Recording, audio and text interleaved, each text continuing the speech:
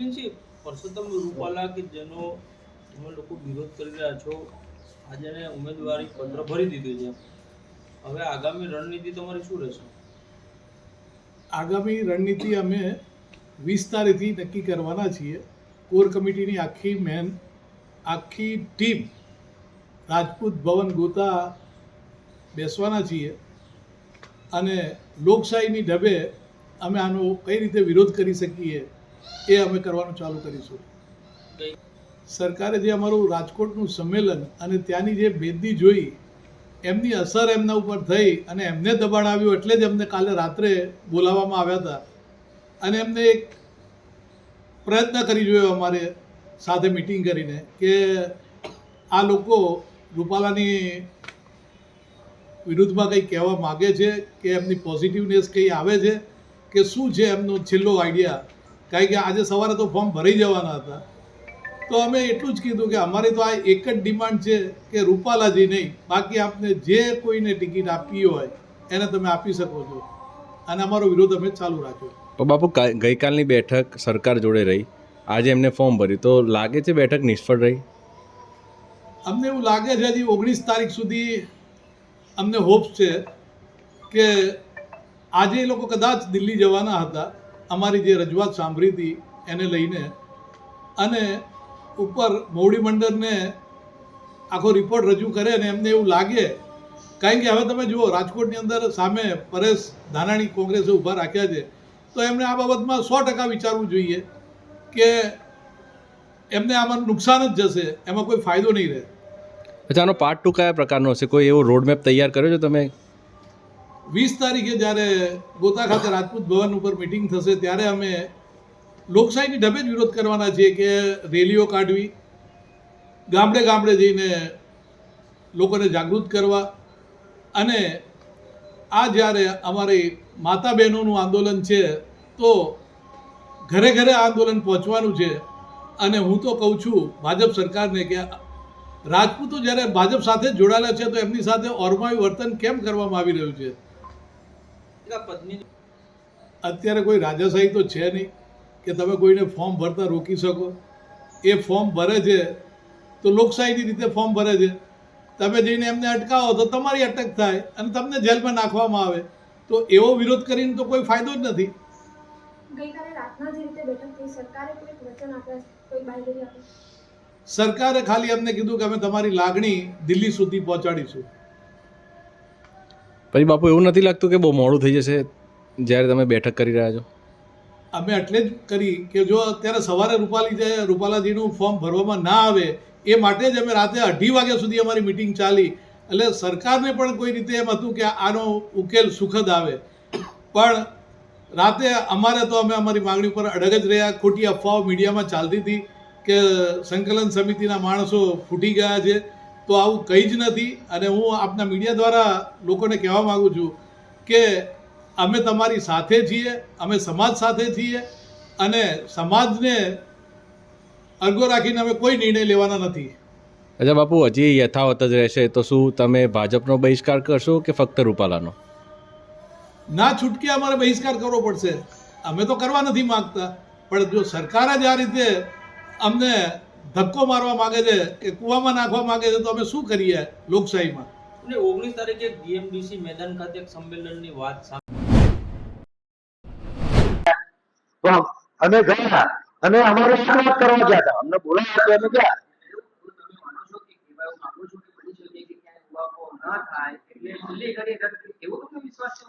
અમને વિશ્વાસ છે. હજુ કારણ કે અમને શું કર્યું અમને કાલે સરકારે, કાલે જે જવાબદાર વ્યક્તિઓ હતા, માન્ય ભૂપેન્દ્રભાઈ પટેલ હતા, માન્ય સી.આર. પાટીલ હતા અને માન્ય હર્ષ સંઘવી હતા, તો અમે બધા એકી જવાએ કીધું કે તમે પહેલા તો અમે એવું કીધું કે એમને ઉમેદવાર જ ના બનાવશો, બરોબર? તો એમને ઉમેદવાર તો નોંધાઈ દીધી. એટલે અમને હજુ અમે એમને કીધું કે હજુ તમારી પાસે સમય છે, તમે વિડ્રો કરી શકતા હોય નિયત તારીખ સુધી, તો પછી અમે ભેગા થઈને આવીશું તમને ઘણું મોટું કરવા, ઉમેદવારી પાછી ખેંચાઈ લેશો તો. કારણ કે લોકશાહીનો તો આ પ્રક્રિયા છે અને અમને આશાવાદ છે. આશાવાદી રહેવું એ કોઈ ગુનો નથી.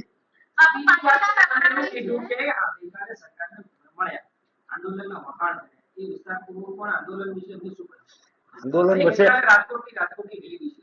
જો આમાં કેવું છે કે અમે બે વનથી કીધું છે કે અમે કોઈ સમાજ સામે નથી, અમારું કોઈ પણ આંદોલન હશે એ શાંતિ.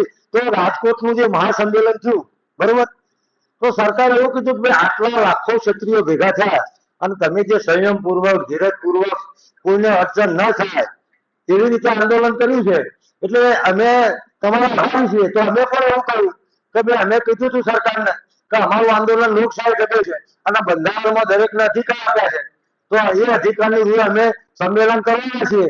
અમને સંમતિ આપો, મંજૂરી આપો તો કરવાના છીએ, ના આપો તો અમારો આક્રોશ છે તો અમે કરવાના છીએ. તો અમને મંજૂરી આપો તો મંજૂરી આપી તો અમે સરકારનો આભાર માનો.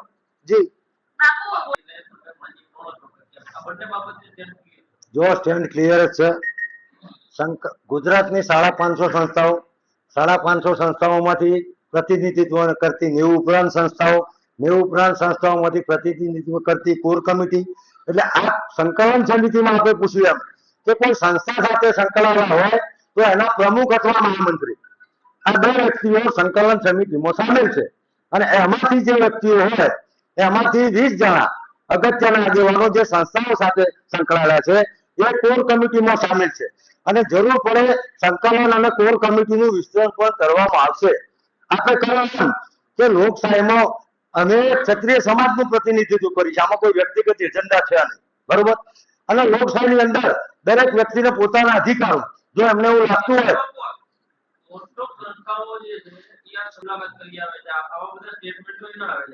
જો મુલાકાત બધાને પૂછીને કરવામાં આવે છે ને લોકશાહીમાં દરેક વ્યક્તિને પોતાની રીતે અભિવ્યક્તિની આઝાદી છે એટલે અમે કોઈને ફોર્સ ના કરી શકીએ તમે ના બોલશો. જેને બી પોતાની વાત અમે એટલું જ કહીએ કે જ્યારે આખો સમાજ એક દિશામાં ચાલી રહ્યો હોય બરોબર અને આ કહો મુલાકાત, તો મુલાકાત માટે અમે કોર કમિટી મળ્યા પછી જે શુભચિંતકોના અમને ફોન આવ્યા હતા અને અમારા સભ્યો છે સુરત સુધી હતા એટલે કોર કમિટીને મળ્યા હતું. સંકલન સમિતિમાં તો 90 સંસ્થાઓ છે એટલે 500 માણસ થાય એટલે કોઈ પણ વાટાઘાટો કરવી હોય ને તો 15 થી વધારે કોઈ માણસો વાટાઘાટો ના કરી શકે.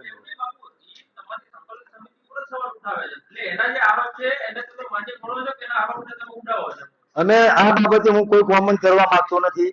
એમને જે પણ કહેવું હોય કહેવા માટે એ પોતે વ્યક્તિગત રીતે કહી શકતા હોય છે, લોકશાહી છે. પણ એમને સમજવું જોઈએ કે ભાઈ એમની જે વાત છે એનાથી સમાજને નુકસાન ન થાય. બાપુ એક નિવેદન સાંભળ્યું અશ્વિનભાઈ સાંકરા સરિયા તેમણે આ નિવેદન આપ્યું છે કે ઓક્ટોબર મહિનાની અંદર છાપામાં આર્ટિકલ આવી હતો કે ક્ષત્રિય સમાજ નપુંસક રાજા એક હતા અને રોટી બેટીનો વેપાર પણ પોલિટિકલ નેતાએ કર્યો હતો. એ વખતે એમણે એકલાએ વિરોધ કર્યો, એમને કેસ પણ ચાલે છે. ત્યારે કોઈ ક્ષત્રિય સમાજનો વ્યક્તિ જે આ મામલે આવ્યો હતો. હું કોઈ વ્યક્તિગત ટિપ્પણી કરવાનો જવાબ આપવા માંગતો નથી. સોરી. સવારે સભા રૂપાલાએ સંબોધી ત્યારે ક્ષત્રિય સમાજના ભાજપના નેતાઓ જે પણ જે હાજર હતા અને રૂપાલાએ એવું પણ કહ્યું કે મારું તો મિત્રોએ અમારા કોર કમિટીના સભ્ય સુખદેવસિંહજી વાઘેલાએ આગામી દિવસોમાં સંકલન અને કોર કમિટી જે કાર્યક્રમો આપવાની છે એ વિશે આપ સૌને અવગત કરાયા છે. એમાં હું ઉમેરો કરું કે હું અમારી જે જિલ્લા અને તાલુકા કક્ષાએ ચાલતી સંસ્થાઓ છે એમને વિનંતી કરું છું અને અમે ચર્ચા પણ 19 તારીખે કરવાના છીએ કે જિલ્લા અને તાલુકા કક્ષાએ આપની સંસ્થામાં પ્રવક્તા તરીકે એક વ્યક્તિની નિમણૂક કરવી અને પ્રદેશ કક્ષાએથી જે માર્ગદર્શન આવે એ મુજબ તાલુકા અને જિલ્લા કક્ષાએ સમાજ સુધી આ વાતને પહોંચાડવી. એ સિવાય કોઈ આપના પ્રશ્નો હોય તો આપ મને પૂછી શકો.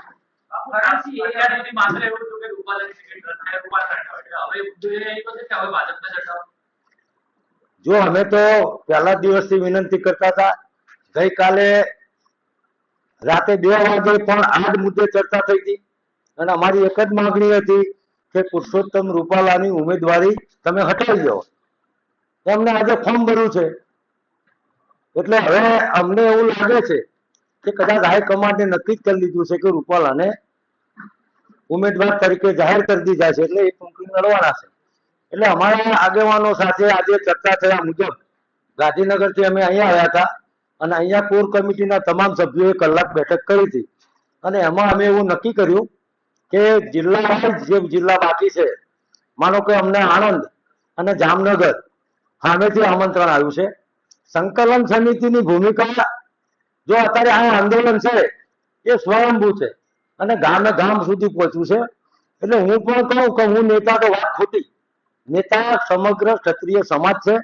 અમારું સંકલન સમિતિનું કામ એટલું જ છે કે આ આક્રોશ કદાચ યુવાનોને ગેરમાર્ગે ન દોરે અને આંદોલન અમારું સ્વયં શિસ્ત અને અમારી ખાનદાનીની ખમીરી મુજબ આ મીડિયાએ પણ અને ગઈકાલે સરકારે પણ અમારું જે મહાસંમેલન થયું એના વખાણ કર્યા કે ભાઈ ગુજરાતમાં રેકોર્ડ તૂટ્યો. આપ મીડિયાના મિત્રો તો જાણો છો કે છેલ્લે જે સંમેલન થયું એના પછી ગુજરાતનું મોટામાં મોટું સંમેલન હોય સંખ્યાની દ્રષ્ટિએ તો એ ક્ષત્રિય અસ્મિતા સંમેલન હતું. એટલે અમારી ભૂમિકા સ્વયં સ્પષ્ટ છે. આ જન આંદોલન છે, આનો કોઈ નેતા હોય એવું મૂકવું તો ખોટું છે.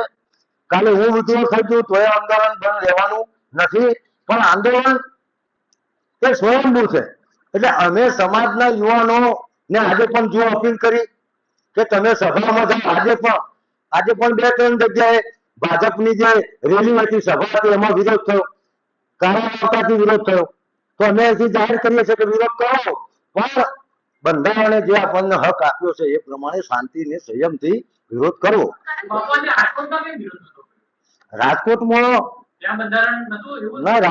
વિરોધ થયો, પણ વિરોધ કરનારા અમારા કાર્યકરોને પહેલાથી અટકાયત કરી દેવામાં આવી હતી અને ત્યાં આગળ અમારા આગેવાન છે એમને પણ પ્રેસ કરી અને વાત કરી છે.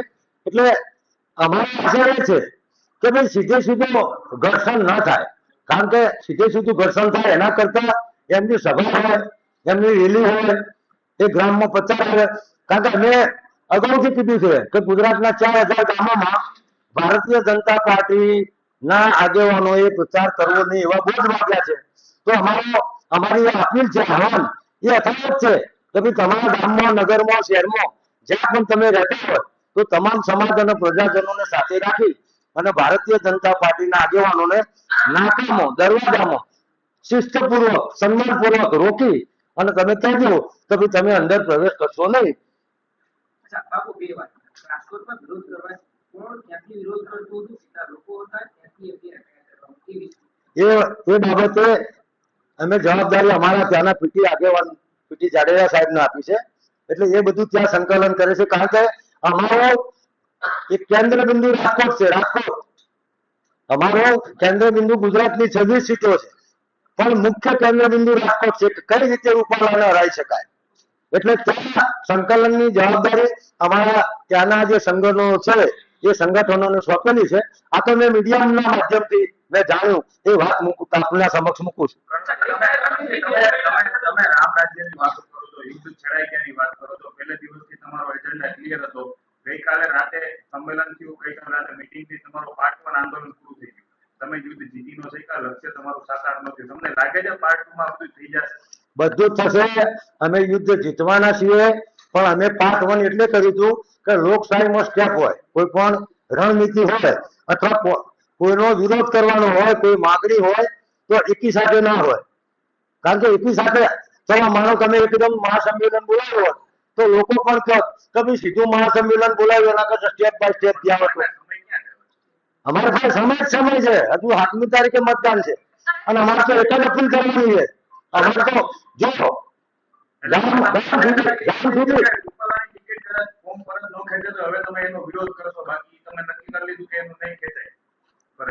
અમે તો હજુ આશાવાદી છીએ. અમને કાલ સરકારે અમે રજૂઆત કરી છે અને અમે કીધું કે અમારી બીજી કોઈ માંગણી જ નથી. હજુ તમે કહો છો કંઈક તારીખ પાછું ખેંચવાની હોય તો કદાચ ભાજપની રણનીતિનો ભાગ હોય કે બીજી ઉવાકો ના થાય બીજી કોઈ સીટો પર. એટલે કોઈ સંકલન સમિતિ જશે નહીં. કાલે તો અમારું જે સંમેલન હતું, મારી વાત પહેલી સાંભળી લો.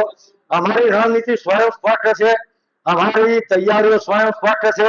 અમે કચકચાઈ ક્ષત્રિય સમાજ અને ક્ષત્રિય સમાજની સાથે જોડાયેલો તમામ સમાજ ભારતીય જનતા પાર્ટીના વિરુદ્ધમાં મતદાન કરશે ને કરશે. હજુ પુરુષોત્તમ રૂપાલા જોડે, ભાજપ જોડે ચાલશે કે 22 તારીખ સુધીમાં એમનું ઉમેદવારી પાછું ખેંચી લે. તમે એવું કહ્યું કે બની શકે ભાજપની રણનીતિ દ્વારા વિસ્તારપૂર્વક કોને આખું વાંચું ના, રણનીતિ એટલે દાખલા તરીકે કાલે અમે જે મહાસંમેલન બોલાવ્યું એના સંદર્ભમાં અમને સરકારે બોલાયા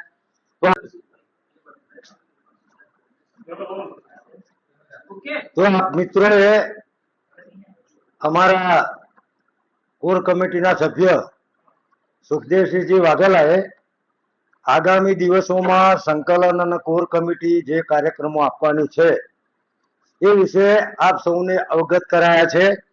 એમાં હું ઉમેરો કરું કે હું અમારી જે જિલ્લા અને તાલુકા કક્ષાએ ચાલતી સંસ્થાઓ છે એમને વિનંતી કરું છું, અને અમે ચર્ચા પણ 19 તારીખે કરવાના છીએ કે જિલ્લા અને તાલુકા કક્ષાએ આપની સંસ્થામાં પ્રવક્તા તરીકે એક વ્યક્તિની નિમણૂક કરવી અને પ્રદેશ કક્ષાએથી જે માર્ગદર્શન આવે એ મુજબ તાલુકા અને જિલ્લા કક્ષાએ સમાજ સુધી આ વાતને પહોંચાડવી.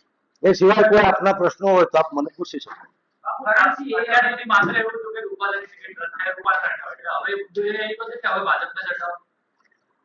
જો અમે તો પહેલા દિવસથી વિનંતી કરતા હતા, ગઈકાલે રાતે 2 વાગે પણ આ જ મુદ્દે ચર્ચા થઈ હતી અને અમારી એક જ માંગણી હતી કે પુરુષોત્તમ રૂપાલાની ઉમેદવારી તમે હટાવી દો. એમને આજે ફોર્મ ભર્યું છે એટલે હવે અમને એવું લાગે છે કે કદાચ હાઈકમાન્ડે નક્કી જ કરી લીધું છે કે રૂપાલાને ઉમેદવાર તરીકે જાહેર કરી દીધા છે, એટલે એ ચૂંટણી લડવાના છે. એટલે અમારા આગેવાનો સાથે આજે ચર્ચા થયા મુજબ ગાંધીનગરથી અમે અહીંયા આવ્યા હતા અને અહીંયા કોર કમિટીના તમામ સભ્યોએ કલાક બેઠક કરી હતી અને એમાં અમે એવું નક્કી કર્યું કે જિલ્લા વાઇઝ જે જિલ્લા બાકી છે, માનો કે અમને આણંદ અને જામનગર સામેથી આમંત્રણ આવ્યું છે. સંકલન સમિતિની ભૂમિકા જો અત્યારે આ આંદોલન છે એ સ્વયંભૂ છે અને ગામે ગામ સુધી પહોંચ્યું છે. એટલે હું પણ કહું કે હું નેતા તો વાત ખોટી, નેતા સમગ્ર ક્ષત્રિય સમાજ છે. અમારું સંકલન સમિતિનું કામ એટલું જ છે કે આ આક્રોશ કદાચ યુવાનોને ગેરમાર્ગે ન દોરે અને આંદોલન અમારું સ્વયં શિસ્ત અને અમારી ખાનદાનીની ખમીરી મુજબ આ મીડિયાએ પણ અને ગઈકાલે સરકારે પણ અમારું જે મહાસંમેલન થયું એના વખાણ કર્યા કે ભાઈ ગુજરાતમાં રેકોર્ડ તૂટ્યો. આપ મીડિયાના મિત્રો તો જાણો છો કે છેલ્લે જે સંમેલન થયું એના પછી ગુજરાતનું મોટામાં મોટું સંમેલન હોય સંખ્યાની દ્રષ્ટિએ તો એ ક્ષત્રિય અસ્મિતા સંમેલન હતું. એટલે અમારી ભૂમિકા સ્વયં સ્પષ્ટ છે. આ જન આંદોલન છે, આનો કોઈ નેતા હોય એવું હું કહું તો ખોટું છે. કાલે હું વિદ્રોહ થઈ ગયું તો એ આંદોલન બંધ રહેવાનું નથી, પણ આંદોલન એ સ્વયંભૂ છે. એટલે અમે સમાજના યુવાનો ને આજે પણ જો અપીલ કરી કે તમે સભામાં જાઓ. આજે પણ 2-3 જગ્યાએ ભાજપની જે રેલી હતી, સભા હતી, એમાં વિરોધ થયો, કારણથી વિરોધ થયો. તો અમે અહીંથી જાહેર કરીએ છીએ કે વિરોધ કરો, પણ બંધારણે જે આપણને હક આપ્યો છે એ પ્રમાણે શાંતિ ને સંયમથી વિરોધ કરવો. રાજકોટમાં વિરોધ થયો, પણ વિરોધ કરનારા અમારા કાર્યકરોને પહેલાથી અટકાયત કરી દેવામાં આવી હતી અને ત્યાં આગળ અમારા આગેવાન છે અમને પણ પ્રેસ કરી અને વાત કરી છે. એટલે અમારી આશા એ છે કે ભાઈ સીધે સીધું ઘર્ષણ ન થાય, કારણ કે સીધે સીધું ઘર્ષણ થાય એના કરતા એમની સભા હોય, એમની રેલી હોય, એ ગ્રામમાં પ્રચાર હોય. કારણ કે અમે અગાઉથી કીધું છે કે ગુજરાતના 4000 ગામોમાં ભારતીય જનતા પાર્ટીના આગેવાનોએ પ્રચાર કરવો નહીં એવા બોર્ડ વાગ્યા છે. તો અમારી અપીલ છે, આહવાન એ યથાવત છે કે ભાઈ તમારા ગામમાં, નગરમાં, શહેરમાં જ્યાં પણ તમે રહેતા હોય તો તમામ સમાજ અને પ્રજાજનોને સાથે રાખી અને ભારતીય જનતા પાર્ટીના આગેવાનોને નાકામાં, દરવાજામાં શિસ્તપૂર્વક, સન્માનપૂર્વક રોકી અને તમે કહેજો કે ભાઈ તમે અંદર પ્રવેશ કરશો નહીં. બાપુ બે વાત, રાજકોટમાં વિરોધ કરવા કોણ ક્યાંથી વિરોધ કરતું હતું, સીધા લોકો હતા, ત્યાંથી એ બાબતે અમે જવાબદારી અમારા ત્યાંના પીટી આગેવાન પીટી જાડેજા સાહેબને આપી છે. એટલે એ બધું ત્યાં સંકલન કરે છે, કારણ કે અમારો એક કેન્દ્ર બિંદુ રાજકોટ છે. રાજકોટ અમારો કેન્દ્ર બિંદુ ગુજરાતની 26 સીટો છે, પણ મુખ્ય કેન્દ્ર બિંદુ રાજકોટ છે. કઈ રીતે રૂપાલાને હરાવી શકાય, એટલે ત્યાં સંકલનની જવાબદારી અમારા ત્યાંના જે સંગઠનો છે એ સંગઠનોને સોંપેલી છે. આ તો મેં મીડિયાના માધ્યમથી મેં જાણ્યું એ વાત આપના સમક્ષ મૂકું છું.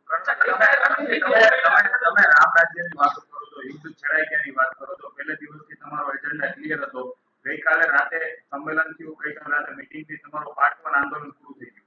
તમે યુદ્ધ જીતીનો છે કે લક્ષ્ય તમારું સાકાર નથી. તમને લાગે છે પાર્ટ 2 માં બધું થઈ જશે? બધું જ થશે. અમે યુદ્ધ જીતવાના છીએ, પણ અમે પાર્ટ 1 એટલે કર્યું હતું કે લોકશાહીમાં સ્ટેપ હોય, કોઈ પણ રણનીતિ હોય અથવા કોઈનો વિરોધ કરવાનો હોય, કોઈ માગણી હોય તો એકી સાથે ના હોય. કારણ કે એકી સાથે તમે માનો તમે એકદમ મહાસંમેલન બોલાવ્યો હોત તો લોકો પણ કહે કે ભાઈ સીધું મહાસંમેલન બોલાવ્યું એના કરતા સ્ટેપ બાય સ્ટેપ ગયા હતો. અમારે પાસે સમય છે, હજુ 7મી તારીખે મતદાન છે અને અમારે તો એક જ અપીલ કરવાની છે. અમારે તો જો રૂપાલાની ટિકિટ કદાચ ફોર્મ પરત ન ખેંચે તો હવે તમે એનો વિરોધ કરશો, બાકી તમે નક્કી કરી લીધું કે એનું નહીં ખેંચાય પરત? અમે તો હજુ આશાવાદી છીએ. અમને કાલ સરકારે અમે રજૂઆત કરી છે અને અમે કીધું કે અમારી બીજી કોઈ માંગણી જ નથી. હજુ તમે કહો છો કંઈક 22 તારીખ પાછું ખેંચવાની હોય તો કદાચ ભાજપની રણનીતિનો ભાગ હોય કે બીજી ઉવાપો ના થાય બીજી કોઈ સીટો પર. એટલે કોઈ સંકલન સમિતિ જશે નહીં. કાલે તો અમારું જે સંમેલન હતું, મારી વાત પહેલી સાંભળી લો. અમારી રણનીતિ સ્વયં સ્પષ્ટ છે, અમારી તૈયારીઓ સ્વયં સ્પષ્ટ છે. અમે કચકચાઈ ક્ષત્રિય સમાજ અને ક્ષત્રિય સમાજની સાથે જોડાયેલો તમામ સમાજ ભારતીય જનતા પાર્ટીના વિરુદ્ધમાં મતદાન કરશે ને કરશે. હજુ પુરુષોત્તમ રૂપાલા જોડે ભાજપ જોડે ચાલશે કે 22 તારીખ સુધીમાં એમનું ઉમેદવારી પાછું ખેંચી લે. તમે એવું કહ્યું કે બની શકે ભાજપની રણનીતિ ના, રણનીતિ એટલે દાખલા તરીકે કાલે અમે જે મહાસંમેલન બોલાવ્યું એના સંદર્ભમાં અમને સરકારે બોલાયા. જય માતાજી. હું સુખદેવસિંહ વાઘેલા, કોર કમિટીના સંકલનકર્તા તરીકે આજથી હવે અમે એવી જાહેરાત કરીએ છીએ કે હવે યુદ્ધના નગારા તો વાગી ચૂક્યા છે, એટલે લડ્યા સિવાય છૂટકો નથી. એટલે લડવા માટે કાર્યક્રમો હોવા ખૂબ જરૂરી છે.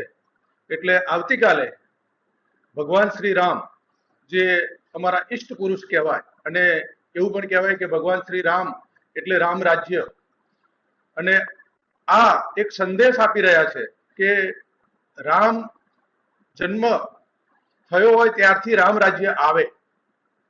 એટલે આવતીકાલથી જે યુદ્ધ થવાનું છે એ રામ રાજ્ય લાવવા માટેનું યુદ્ધ થવાનું છે. એટલે કાલે ગામડે ગામડે, છેવાડાના ગામડા સુધી અમારો મેસેજ જશે કે ભગવાન શ્રી રામની ખૂબ ધામધૂમથી પૂજા અર્ચના કરવામાં આવે. રામ ભગવાનનો જન્મ થયો તો 12:39, તો એ ટાઈમે ખૂબ મોટી સંખ્યામાં મહાઆરતી કરવામાં આવે અને ખૂબ મોટી સંખ્યામાં બધા ભેગા થઈ, કારણ કે એવું કહેવાય છે કે ઉત્સવથી જ માણસના જીવનમાં ઉત્સાહ આવે, એવું આપણા શાસ્ત્રમાં કીધેલું છે. એટલે આ ઉત્સાહ લાવવા માટેનો કાર્યક્રમ અમે આપવા જઈ રહ્યા છીએ.